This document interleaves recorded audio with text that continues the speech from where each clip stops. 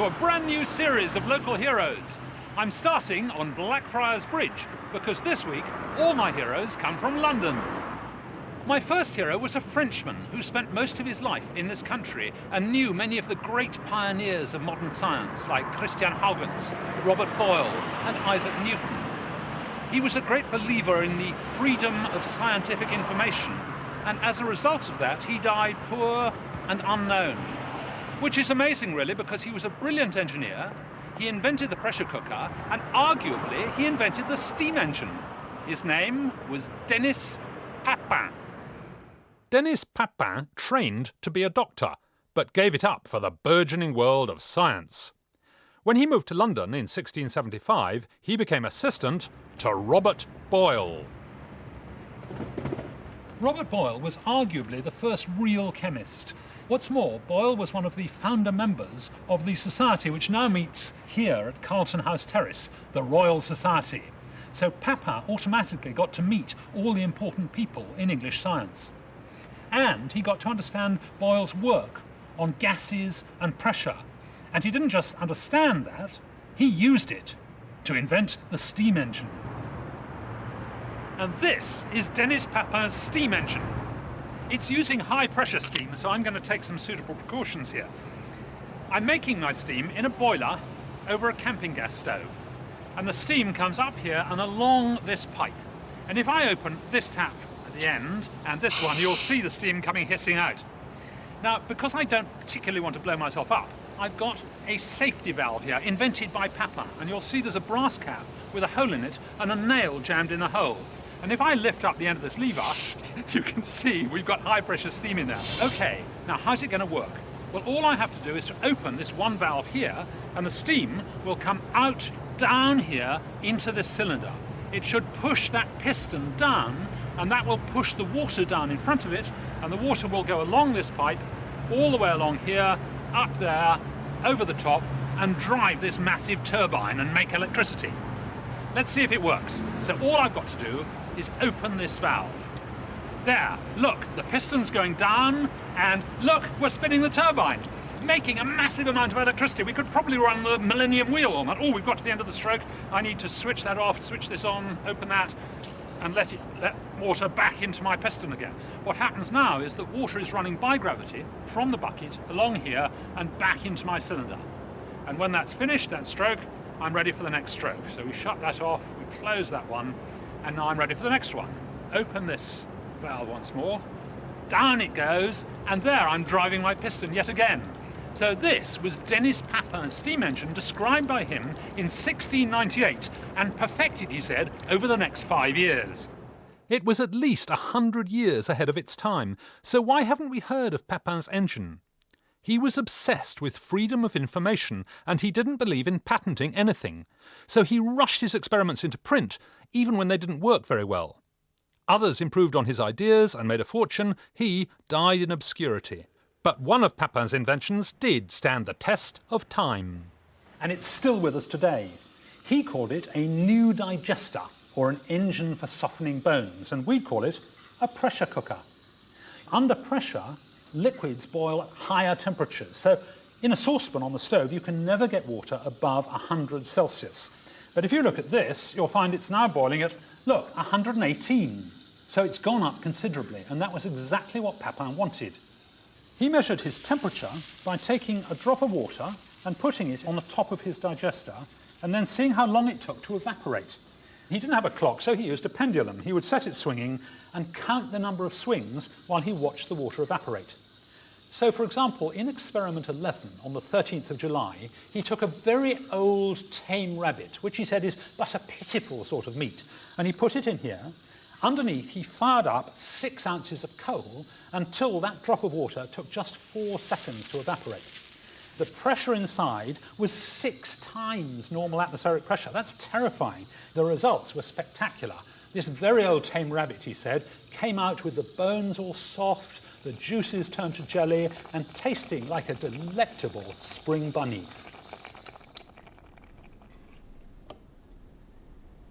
On the 16th of April, 1682, Papin held a philosophical dinner here at the Royal Society and cooked the whole lot in his new digester and served it up to the President and the Fellows. So all we need to be truly authentic is the President of the Royal Society. And here is Sir Aaron Klug.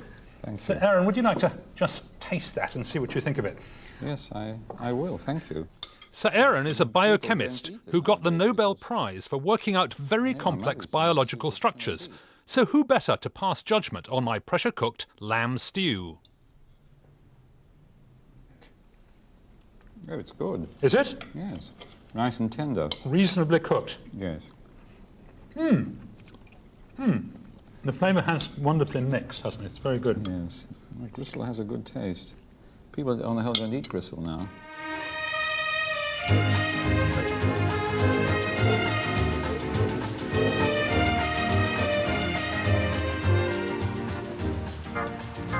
The 19th century saw tremendous advances in engineering as people learned to make bigger and more ambitious structures out of new materials like steel.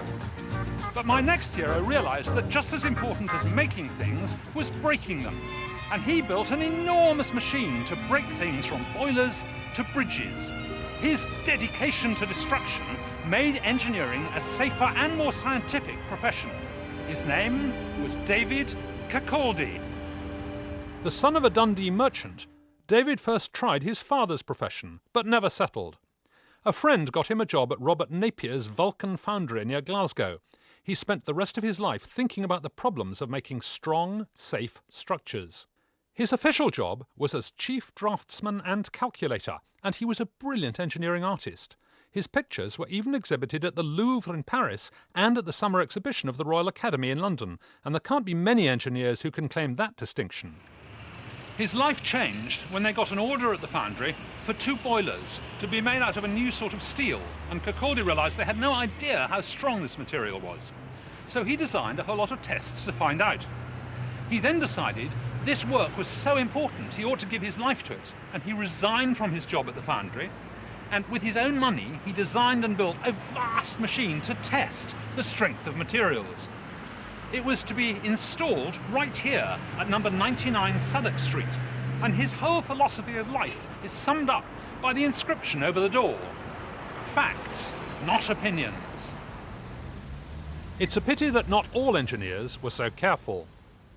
At 7:13 on Sunday the 28th of December 1879, there was the worst engineering disaster Britain had seen. A train was heading north for Dundee and had to cross the River Tay using the longest bridge in the world, 2 miles long and 88 feet above the water. And for 2 years, the bridge had performed faultlessly like this. Here comes the train from Edinburgh to Dundee. No trouble at all. But that night, there was a terrible gale, later estimated at 80 miles an hour. There we are. Oh, that's certainly about 80 miles an hour. And you'll see that even with that ferocious wind, the bridge was still standing. But the combination of the wind and the train was to prove to be absolutely lethal. Look at this. Ah! The whole lot plunged into the Silbury Tay. 75 people died, and the engineers were absolutely shocked because they had believed the bridge was safe. Broken columns from the Tay Bridge were brought to Kirkaldy's works in Southwark for testing on his enormous machine. The wonderful thing about Kirkaldy's machine is it's still here. This is it. All this ironmongery is his machine, designed to test materials to destruction. I'm going to test this steel bar here, the one with the green marks on it. I'm simply going to pull it until it breaks.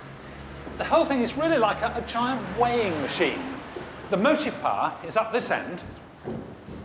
There's a huge cylinder here which is full of water at very, very high pressure, which puts huge force on this hydraulic ram. And that pulls enormously hard on these threaded bars here. In its heyday, it would pull with a force of up to 440 tons, but now it's in semi-rotund. It's only pulling at about 70 tons. It's still a fair bit of pull. Here we go. Yeah. So there we go. So now we're just starting to As Hugh opens the water valve to the cylinder with one hand, he cranks out the weight along the balance arm with the other, trying to keep the arm level all the time. Look carefully and you'll see the steel bar narrow or neck just before it breaks.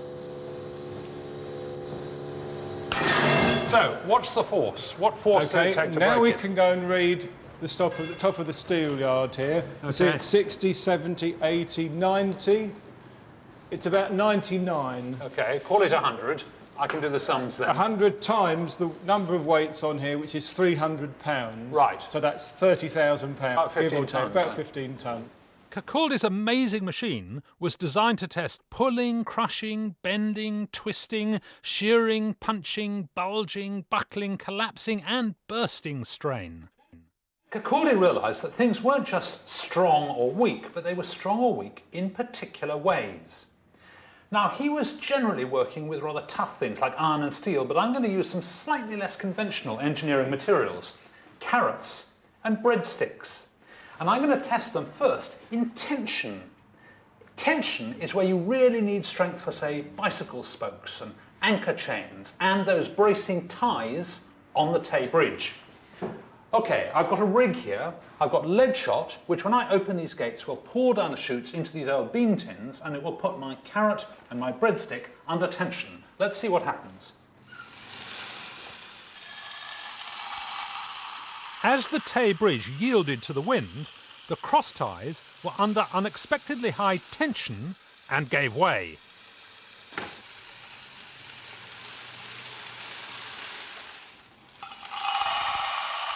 Next, compression, a pushing force. This was the sort of strength they thought was needed for those columns holding up the high girders. The cast iron bridge columns were expected to be in compression, but as their bases lifted in the wind, they instead experienced huge bending forces and snapped, plunging bridge, train and passengers into the Tay. Kirkaldy's results weren't always what the engineers wanted to hear, and he became very unpopular. When he died in 1897, the Engineer magazine said he was cautious to a degree, enthusiastic past belief, honest as the sun, outspoken and fearless as a Viking, and yet, at one time, the best hated man in London.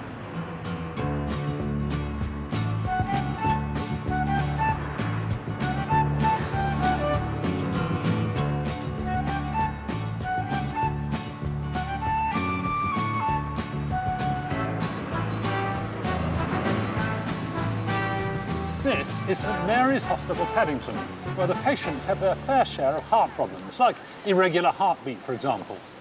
Now, the first thing the doctors want to know in these cases is what's going on inside the heart.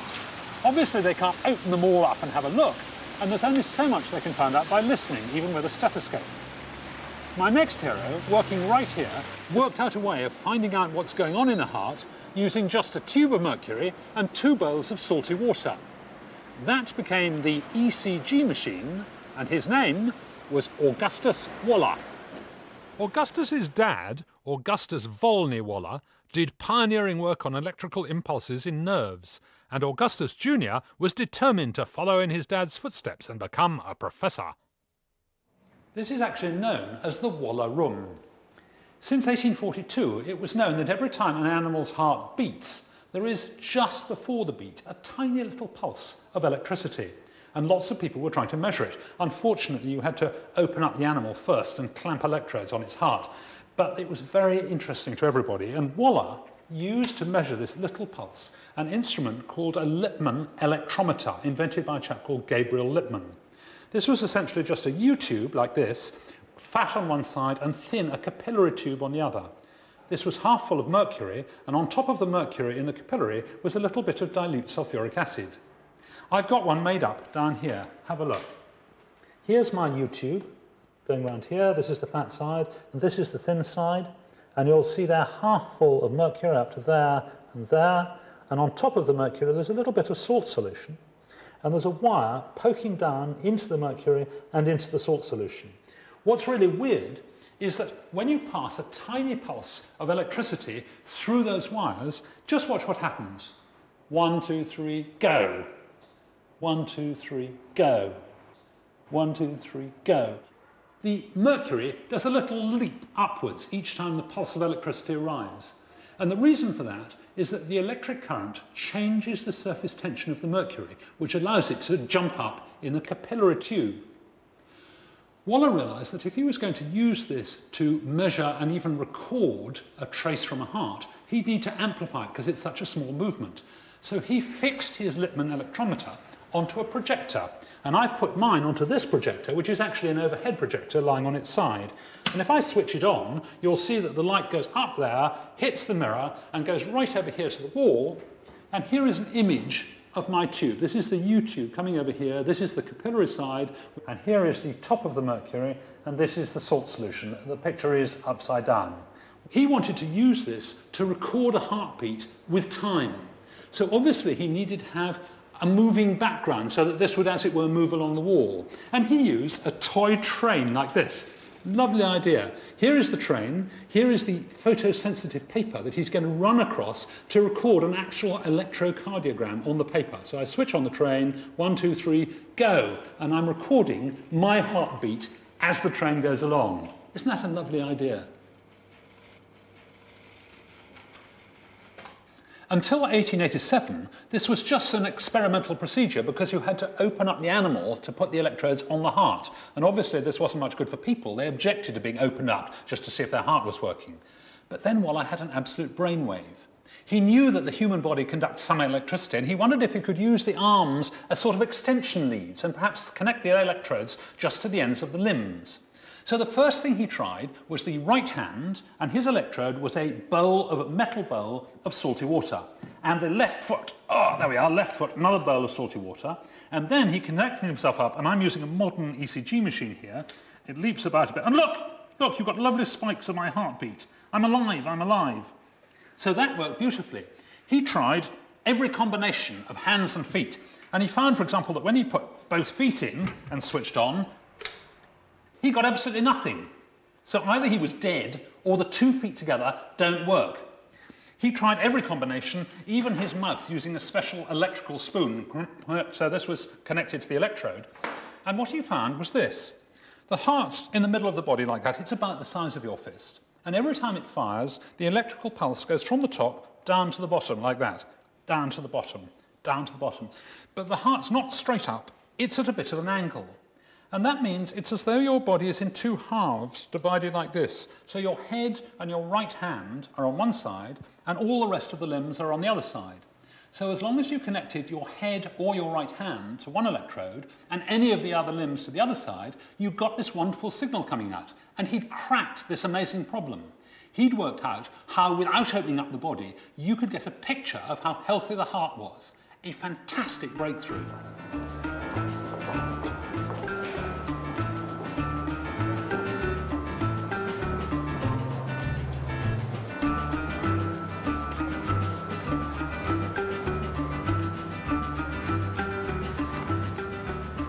My next hero was an American who spent 16 years of his life in this house in Craven Street, just off Trafalgar Square. He invented the lightning conductor, and his name was Benjamin Franklin. Benjamin Franklin was born in Boston, Massachusetts, on the 17th of January, 1706, the 15th of 17 children. His dad was an English tallow chandler and soap boiler. Benjamin crossed the Atlantic 8 times. He spent about 20 years in this country, became a Fellow of the Royal Society, and was friendly with many English scientists, especially Joseph Priestley. Benjamin Franklin is most famous for his work on electricity. Now, the battery hadn't been invented then, so he had to work with static electricity like this. He believed that lightning is the same thing as electricity, and he wrote in his notebook, "The electric fluid is attracted by points. We do not know whether the same property is in lightning. Let the experiment be made."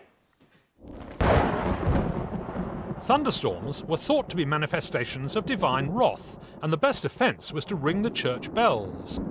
But every year dozens of church steeples were struck and many bell ringers killed. This is the apparatus that Franklin designed to test his theory. Down here is a domed building, and here is a thundercloud he suggested using a metal bowl, suspended from a balance arm here, balanced with some marbles. And I'm going to use this Van de Graaff generator to charge up my thundercloud. I'm not going to touch it, just watch what happens. you'll see that it's actually being attracted over the building, and it seems to be getting lower. Ah, a lightning stroke. And do you see? The cloud is actually attracted down towards the building, and then there are these deadly lightning strokes hitting the building. But watch what happens when I bring up this spike. I'm not doing anything else, just bringing up the spike. And you'll see the cloud has gone a little bit higher, and the lightning's not striking anymore. So in 1750, Franklin suggested that all public buildings should be protected by an iron rod from the ground, going into the ground, and several feet above the top of the building, with a sharp spike on the top, and covered with gold to prevent them from rusting. So he invented the lightning conductor. And in England, the first public building to be fitted with a lightning conductor was St Paul's Cathedral. Franklin was a man of extraordinarily wide interests and talents. As a young man, he earned his living as a printer, but he became a talented writer, diplomat, and scientist. He studied the effect of pouring oil on troubled waters, and he invented the rocking chair, bifocal spectacles, and daylight saving time. He was also interested in music. If you're careful about it, you can make a wonderful musical note by running your finger around the rim of a wine glass. Well, Benjamin Franklin was very musical. He played the harp and the violin and the guitar, and he heard people playing wine glasses like this, and he was absolutely fascinated, and he used his scientific expertise to invent a new musical instrument. And here it is, the glass harmonica with Alistair playing it.